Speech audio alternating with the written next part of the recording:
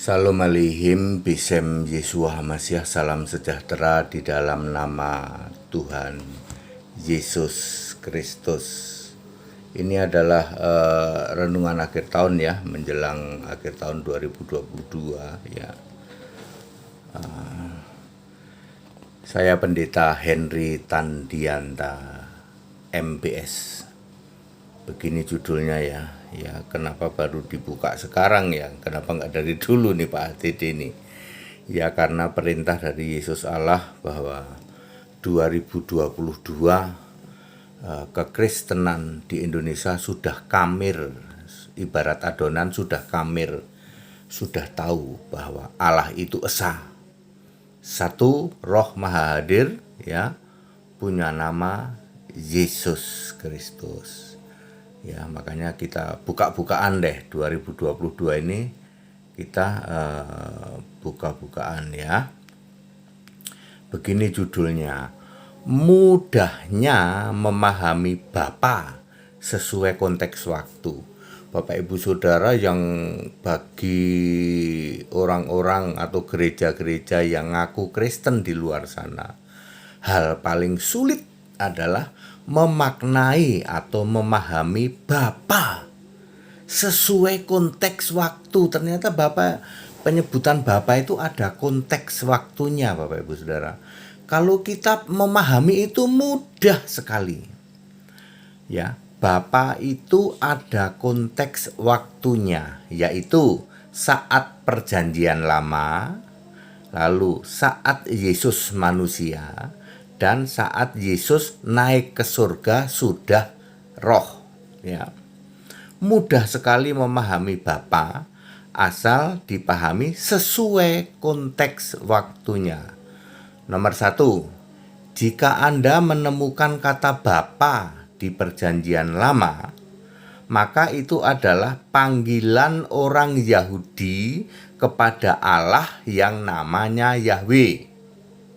Ya, contohnya Yesaya 63 ayat 16, Yesaya 64 ayat 8, Yohanes 8 ayat 41 ini dikutip dalam wawancara dengan Yesus itu ya, di Yohanes 8 ayat 41. Jadi kalau Anda menemukan kata Bapa di perjanjian lama, maka itu adalah panggilan orang Yahudi untuk Allah. Kalau nggak Yahudi nggak boleh manggil Bapa ya.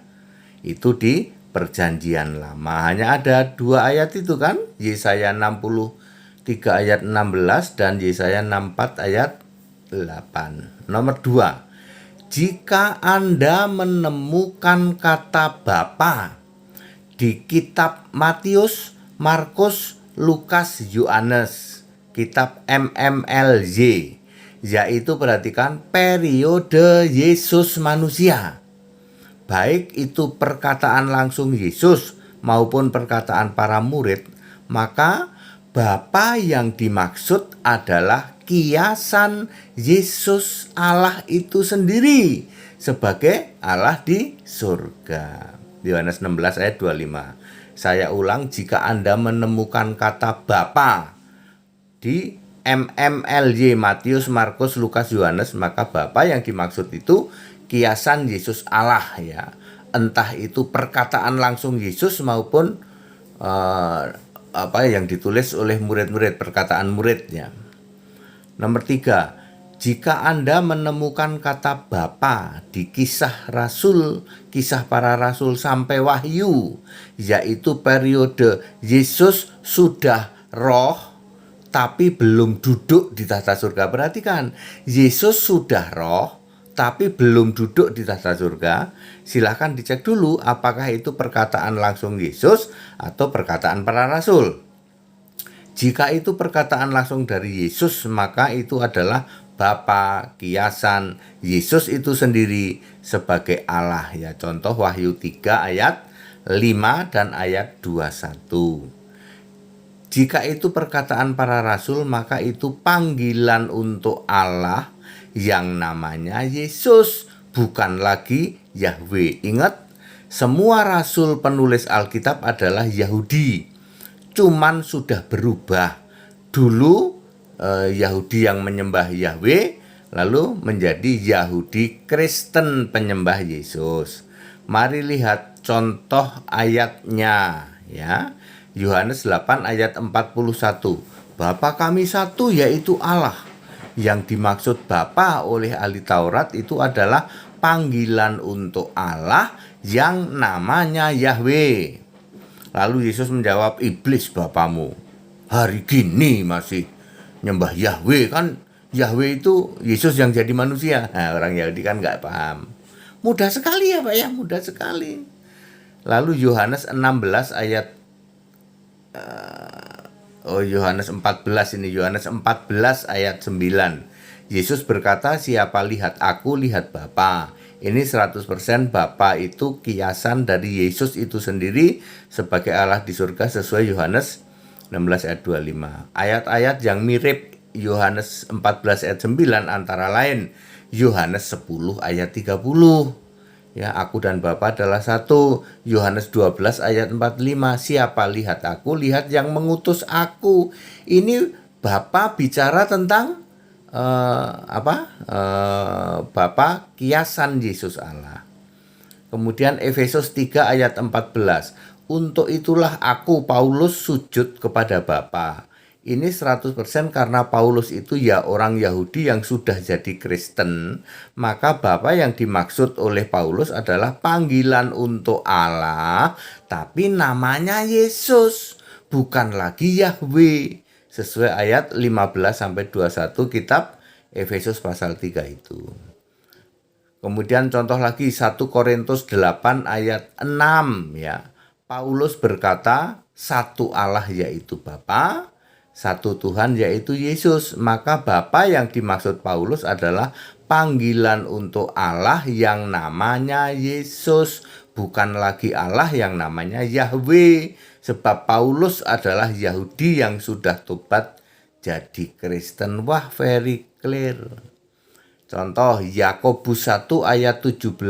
Segala yang baik datang dari Bapa, dari atas ya. Maka yang dimaksud Bapa adalah panggilan untuk Allah yang namanya Yesus. Sebab Yakobus adalah adik Yesus, orang Yahudi yang sudah Kristen. Wah, very clear. Banyak ayat tulisan para rasul yang mirip-mirip Yakobus 1 ayat 17. Sekali lagi, banyak ya ayat-ayat tulisan para rasul yang mirip-mirip Yakobus 1 ayat 17 ya, menulis tentang Bapa. Maka Bapa yang dimaksud adalah panggilan untuk Allah yang namanya Yesus, enggak lagi Yahweh. Ingat Bapak Ibu Saudara, semua penulis Alkitab ya adalah orang Yahudi ya. Salam Pendeta HTD. Jadi very clear ya, semua penulis ayat Alkitab adalah orang Yahudi. Jadi Yahudi itu sudah tobat jadi Kristen. Yang Yahudi itu memanggil Allah itu dengan panggilan Bapa. Kalau dulu Bapa yang dimaksud adalah Allah yang namanya Yahweh dulu. Kalau ada orang Yahudi di Perjanjian Lama, engkaulah Bapa kami, maksudnya Allah yang namanya Yahweh. Bapa tidak pernah disembah jadi Allah. Lalu ketika Yesus hidup sebagai manusia, semua kata Bapa artinya adalah kiasan Yesus Allah. Yang jadi Allah itu selalu Yesus. Silahkan Anda cari kata Bapa di kitab MMLY, Matius, Markus, Lukas, Yohanes. Semua kata Bapa itu ada yang perkataan langsung Yesus, ada juga yang perkataan murid. Contohnya misalnya Yohanes 14 ayat 8. Tuhan, tunjukkan Bapa itu kepada kami. Itu kan kata Filipus ya. Ya, Filipus ngomong tunjukkan Bapa. Nah, Bapa yang dimaksud Filipus adalah Bapa yang dimaksud oleh Yesus juga, yaitu kiasan Yesus Allah. Kemudian ketika Yesus sudah naik ke surga, silahkan cari kata Bapa sejak Kisah Para Rasul sampai Wahyu. Ya, kalau ketemu kata Bapa dan ucapan langsung Yesus di Wahyu 3 ayat 5 dan 21, Bapa yang dimaksud adalah kiasan Yesus Allah. Jika itu diucapkan oleh para rasul, ditulis mulai dari kitab Kisah Rasul, Roma, 1 Korintus, 2 Korintus, Yakobus, Filipi, Efesus, Kolose, jika menemukan kata Bapa yang itu perkataan penulis Alkitab, perkataan Rasul, maka Bapa yang dimaksud adalah panggilan untuk Allah, tapi sudah berubah, namanya Yesus. Karena semua penulis itu kan orang Yahudi. Ya, dia akan memanggil Allah dengan panggilan Bapa.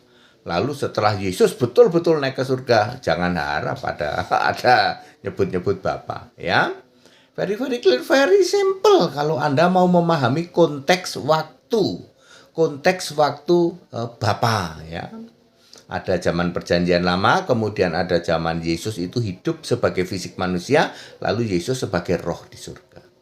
Very clear untuk renungan akhir tahun 2022. Kenapa saya baru membukanya sekarang? Saya tunduk pada Yesus Allah. Yesus berkata bahwa 2022 kekristenan Indonesia sudah kamir, sudah paham, sudah ngerti tentang Allah yang esa.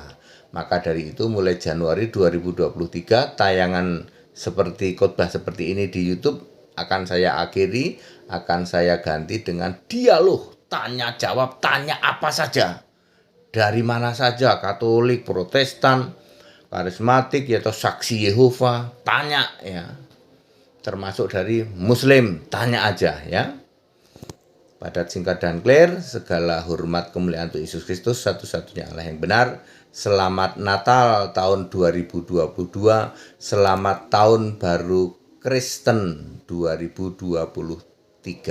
Yesus Kristus satu-satunya Tuhan dan Allah yang benar. Allah penuh hikmat. Allah segala masa, sebelum segala abad, sekarang sampai selama-lamanya, Alfa Omega, Maha Kuasa, memberkati kita sekalian. Haleluya. Amin.